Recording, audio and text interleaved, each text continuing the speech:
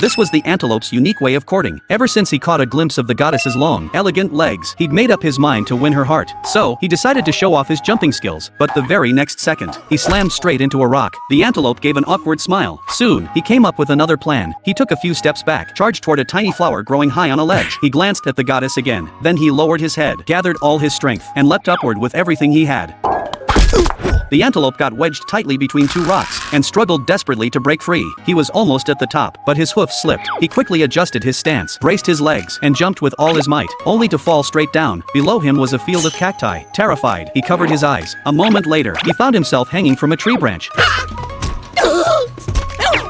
The antelope finally landed safely on the ground, but as he looked around, he realized he was surrounded by cacti. He started bouncing again, took a huge leap, and managed to hop out easily. But as soon as his hooves touched the ground, he noticed the scenery around him was rising. He looked down, only to find that he was the one falling. He quickly bit down on a nearby vine, but his body kept sinking lower and lower, until the tree at the end of the vine bent under his weight. Then, the vine snapped him upward like a slingshot, sending him flying through the air, and he ended up nailed right into a tree trunk. The antelope struggled to keep his balance on the tree, and just when he thought he'd finally made it, he got snagged on the edge of a cliff. Peering down at the endless drop below, he shivered in fear, and even his horns began to fall off. Luckily, he landed on another vine. Then suddenly, he spotted a small flower ahead. He swung his body toward it with all his strength, completely unaware of the massive tree above. Just as he bit the flower, the tree came crashing down. The antelope glanced around, and before he could react, a huge boulder dropped from the sky.